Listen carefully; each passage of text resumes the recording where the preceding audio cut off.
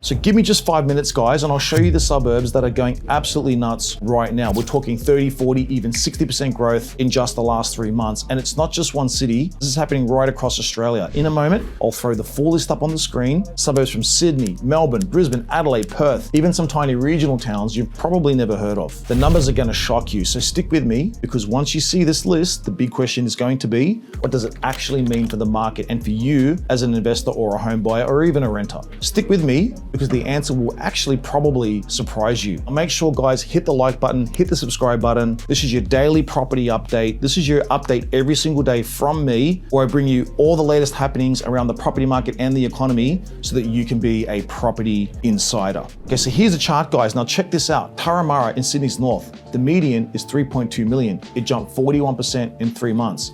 New Farm, as an example, in Brisbane, 2.9 million, up 38%. Lane Cove North, 2.2 million. Oakville in Sydney, 1.57 million. Sandringham in Melbourne, 2.1 million. Caulfield North, 2.2 million. Albert Park, 2.23 million. All of these areas are up. Now this is crazy growth, right? But here's the thing, these suburbs are already in the 2 to 3 million range. That's out of reach for most Aussies. Not to mention, yields are tiny. So unless you're sitting on a fortune, it's not the market you want to be chasing if you're an everyday investor, but it does indicate to you and it does signal to you what is actually happening in the market right now. Let's take a look at some outer fringe movers. You've got places like Darley on Melbourne's edge or Mount Morgan in regional Queensland, big jumps, 40% plus, but these are way out from the city centres. These are not areas where you want to concentrate the majority of your capital, and these are quite risky areas because it can be very hit and miss when you're outside of the major population areas, and we want to reduce risk as investors. Remember, some of these areas can have short bursts, they may be a one-off, and hey guys, like trying to pick that one regional area amongst hundreds of regional areas, you may get it right, you may get it wrong, you don't want to be in that position. So definitely, if you're an investor, please stick to the major population areas to reduce your risk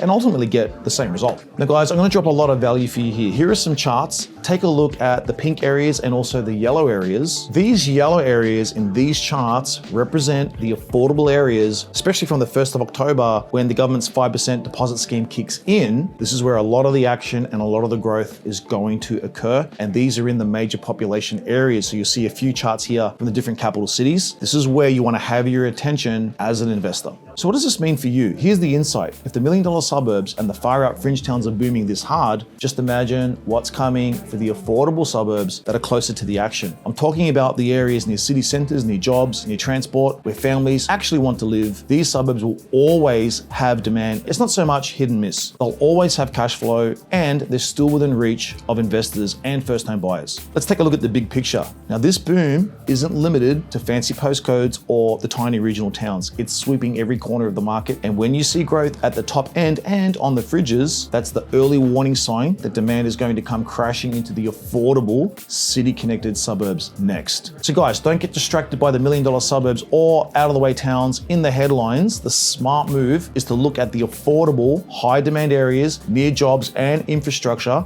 That's where investors will win big with way less risk. You'll get the cash flow and you'll get the growth, and you'll have the peace of mind that you're in a major population center. Drop me a comment, guys. Where do you think the smart money should go next? And make sure to subscribe so you don't miss my next update. Remember, guys, this is your 3 to 5 minute update every single day so that you can be a property insider. Take care.